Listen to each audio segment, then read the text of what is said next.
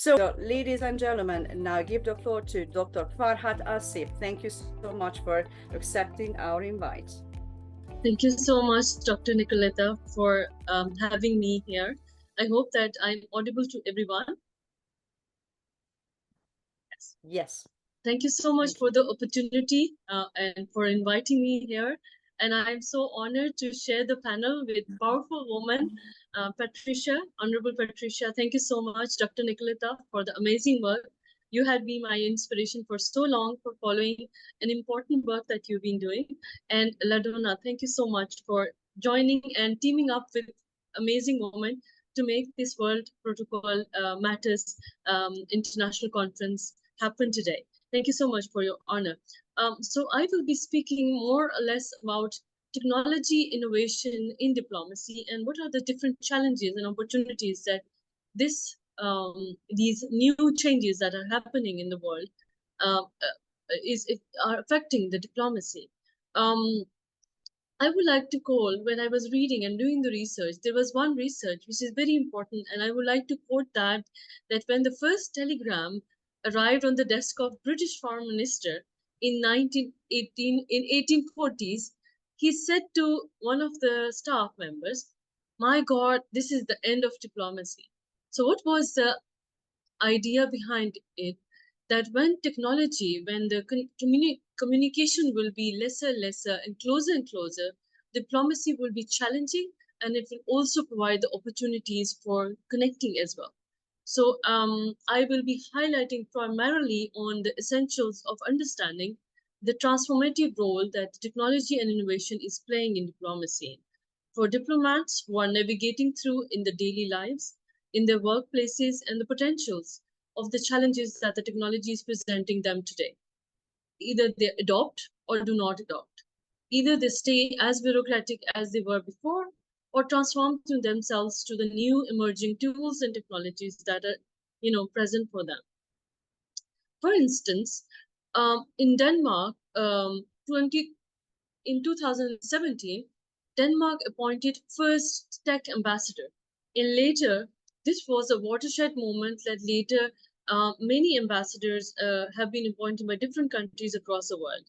And then the United Nations also appointed Tech Envoy in 2022 further to emphasize the importance of technology and the shaping of the collaborative nature of digital world. Tech diplomacy, both at the bilateral and multilateral levels, goes beyond just only the power of technology, but it also reflects that how resilient are we and how close we can become through dialogue and through understanding.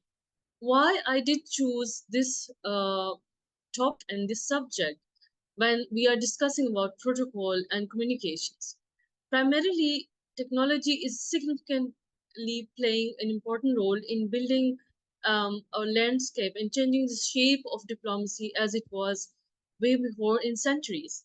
Traditionally, as you must know, that diplomatic practices are primarily focused on communications, protocols, and various other levels of power and relations. These technologies, of course, offer protocols, as we had recently seen that the COVID-19 shaped our way of communicating. What happened was that we became more online, where we have seen presidents and prime ministers, international summits, for example, close cooperations online with each other, not on the physical level. So, for example, the diplomatic communications turned into not only physical, but also digital as well. So it is important for us to not only delve deeper into what exactly is our conversations around trends that technology and diplomacy are going through right now.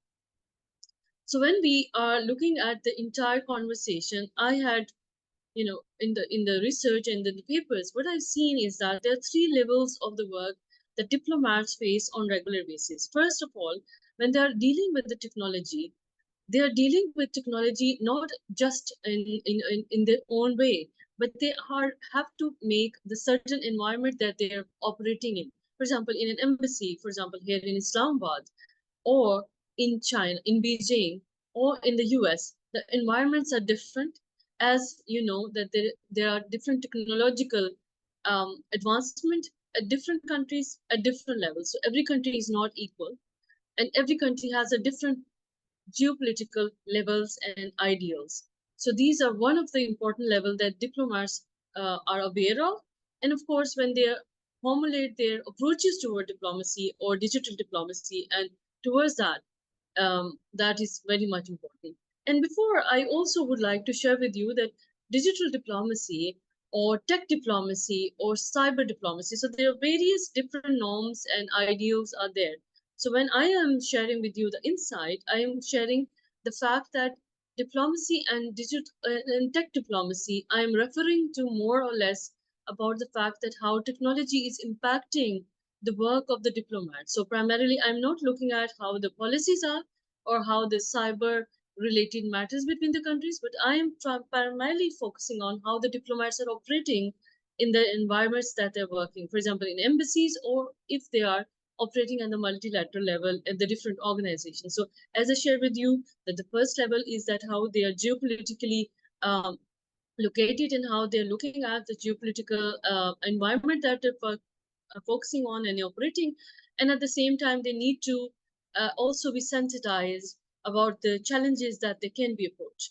So this is the first level that they are primarily looking at the relationships and understanding of how they navigate the complexities of the international landscape. So they have to communicate with each other, and also they have to communicate with the environment that they are operating. So this is first. Then the second level of the operation, and the thing is that how the diplomats are looking at the various protocols, various conventions, various laws, or international obligations. For example, the subjects of technology related matters. For example, if they are looking at, since AI is just bumped into us, it just knocked or broken our doors and came to us. Governments are uneasy somewhere, or they are a little bit of nervous. They're creating different kinds of policies, and recently a lot of AI or artificial intelligence related or cybersecurity related matters and conventions and laws and protocols have been assigned. So diplomats need to remain updated about the latest happenings about the, for example, AI, cybersecurity, for example, different ways of internet and governance. Yes, they also need to know how they should be dealing with the tech diplomacy and how they progress in the operational environment that they're working. And also at the same time, they need to know that if they are discussing with their counterparts, what are their insights, what are their positions are, and then at the same time, they're looking at how they work. So honorable speaker before me also talked about digital diplomacy and related to the but I would also like to add that I would also like to encourage my listeners and those in the audience to look at how e-commerce is working, how globally the tech giants are looking at e-commerce, and of course at the multilateral level when we are in WTO, then again you need to, as diplomats, you need to be very much understanding about the various contours of these, not only these tech giants, but also how to deal with them in your countries, and if you are living in another country, how you are dealing with it. So these are a few of the things. And then the final one, which is very important, that how diplomats are taking tools, various tools to promote their work. For instance, diplomats are everywhere in the X, for example, which is formerly known as Twitter. They're also on the Facebook. They're also on Instagram, and TikTok is also becoming very famous amongst the diplomats, and embassies and United Nations and different multilateral organizations are also utilizing these platforms to create messages for the masses and get closer to the people. If you remember, the Prime Minister of New Zealand used to get online regularly to talk to her people. But this is also a way of how you deal with the with communicate in a very close manner with each other. So everyone is becoming, not only ambassadors are working as diplomats and sharing insights, but also people are engaging very closely with each other to understand about the realities, and they're utilizing those various digital communication medias and platforms to work and engage regularly. So not only the president and prime minister, of course, you regularly see the embassies are dealing with. recently there was an issue happened that one of the embassy of Pakistan, their Twitter account was hacked, and somebody put a very ridiculous kind of a song was put there. So it was, it was also a challenge when we say that how secure are those communication tools. So, there's a lot of various ways to secure that. This has also become challenging when you are when your work is threatened by the cybersecurity. Then again, there's several other tools, like for example, diplomats are also engaged in public diplomacy and outreach platforms, engage regularly with the public so that they can come and they can share their insights, the response to their questions and queries. And of course, I've also known that the diplomats also utilize various monitoring and data analysis as well to know about the sentiments of the people, to know about the various news, about various sources, that what are the sentiments of a country's platform. For example, how many countries in Pakistan, there are many surveys that are happening. So people or diplomats, embassies, they regularly monitor and they regularly engage with these platforms so that they can know that what are the level of acceptance of those countries here in Pakistan, for example. And then these are few of the important, three of the most important levels of how the technology had shaped the way it was before and now it is happening. So, as I said during my conversation, that these are the opportunities, but at the same time, these are also very challenging tasks and works because diplomats are not tech savvy. So, at the same time, they face challenges when they tweet or they delete tweet, or at the same time, these are also very challenging matters, that what to tweet, what to say, and how to say it. So these are also some of the challenges that they face. And of course, as I said, that the cybersecurity is one of the most important thing. So innovation over the time period since 1840, when the telegraph was reached to the British Foreign Secretary at that time, and now when you just send a WhatsApp message to another, imagine that the innovation has changed the shape of diplomacy and diplomatic practices. And I hope that over the time period, as a result of the work that diplomats are doing, and of course the technology. If you are not, you are not communicating well, or you are not equally understanding or learning these technological innovations, your work will remain, you will be at the backbench. So the landscape of innovation of the diplomacy is will expand and at the regular basis, and the training programs are required. And if that is not there, the foreign policies or development of the policies, the strategic communication cannot be possible, because this is the way how you are, sharing your insight and avoiding the propaganda that is there. Um, and of course, diplomacy will continue, and diplomats and organizations like Dr. Nicolata is heading. These are some of the very important organizations that are helping the diplomats to be ready for the future. And I hope that these are increasing work that has been done so far, but not only, this platform as we are sitting here. I hope that we can continue learning from each other, and I hope that these tools and will not be get devoid of the latest insights or latest understanding. But at the same times, you need to be very careful in dealing with the in latest technologies. For example, I would like to share with you, for example, that recently Ministry of Foreign Affairs of Ukraine has utilized AI model person, made person who would be a consular service, who would be providing a consular service. So some of these tools are also utilized so that there's a less and less chance of the insecurity, or less chance of human interaction, so that you can easily work through the process. This is an amazing work that has been done by Ukraine as well, and Ministry of Foreign Affairs in such big circumstances. So I hope that these tools will continue be building, and of course we can have safe and secure environment where diplomacy will thrive. And of course, the students and faculty members who can do research and engage in a substantive manner in diplomatic practices.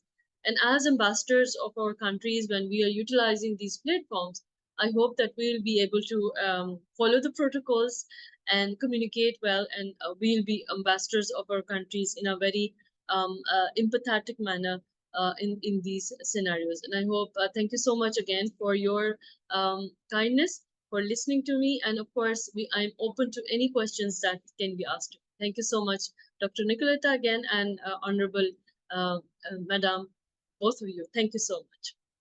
Thank you very much, Dr. Asif. It was an insightful lecture. And yes, even World Political Matters Conference is a shining example of globalization and digitalization. We wouldn't be here. We join in from across all corners of the world. So it's wonderful to see. And also the pandemic, or during the pandemic, when we couldn't meet personally and we couldn't physically encounter those meetings and interactions, World Protocol Organization was founded. Basically because, or due to the fact that we couldn't gather and we couldn't hold physical conferences and meetings, and there is a shining example of treating this period as an opportunity, and see the light behind the skies and behind the clouds. And also I have an interesting question that Chance Crawford has already answered in parts. How do we ensure sensitive diplomatic communication still retains its secretive nature in a world faced with rapid information access? That's a good question we face. Yeah, thank you so much. So there are very encrypted kind of platforms that are there for the diplomats to have the sensitive information that are communicated. So it's very encrypted. So in a sense that they are they are closed, or they are done in a very secretive manner, which are sent back home.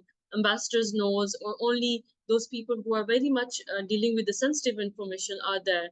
So these are very important, encrypted and very closely guarded softwares that are used by the countries. So these are of course ways. And as you know, the diplomatic communication is gone through those. But at the same time, what I would also like to share with you is about the recent leaks. There's a phenomena that was happened, WikiLeaks and many others. So there are also challenges for the diplomatic community, the foreign office, and at the same, and for that matter, your Ministry of Interior or the secretive agencies. They help you to encrypt that your communication very well. And of course, with the passage of time, there are hackers who are utilizing and entering into your information. But at the same time, there are also those people who can help you reduce your exposure to any kind of leakage or anything like that. So these are both ways. So at the same time, you are easy to communicate, but at the same time, you're sensitive and you're also vulnerable to that matter as well. In Pakistan, we faced the similar. There was a leaked document, and as a result, our prime minister was dismissed. Over to my co-organizers if they have any questions to Dr. Asif. I would just, again, Dr. Asif, thank you so much for this. I was really looking forward to this presentation. A couple years ago, 3 years ago, I was one of a very small group of 30 people that helped stand up the United States Space Force, something that was not really an area that I was familiar with. But as I did, I became more interested in technology and cyberspace and how it plays in that protocol and diplomatic world. We talk about the tools, but then I wondered and had the question, maybe this is something that you've learned in your research. I know we want to talk about more of the tools of technology, but in the broader scale, the global scale, have we seen or will we see that some of the countries will be left behind because they don't have the access or the infrastructure, or the opposite, because there is so much capability and accessibility? Do we see some of these countries moving further ahead? We just heard from them, ambassador previously, that talked about economic diplomacy, and so it got me to thinking about that. And if my question makes sense to you, I'd love to hear your response. Of course, yes, Ladona. This was a very important question, and you had raised a very important, significant conversation that is happening and ongoing in the world. Not only that, we have the economic disparity of the global south and north, but at the same time, we have the tech disparity between global south and north at the same time. What is happening is that the policies are made, for instance, there are international platform, an international council has been made where people from global south and north are coming down together to, for example, advise the governments at the UN level and at the governments level as well, where they're advising that how, for instance, these tech giants, Facebook, Twitter, and many other platforms that are there, how they are dealing with the policies. Freedom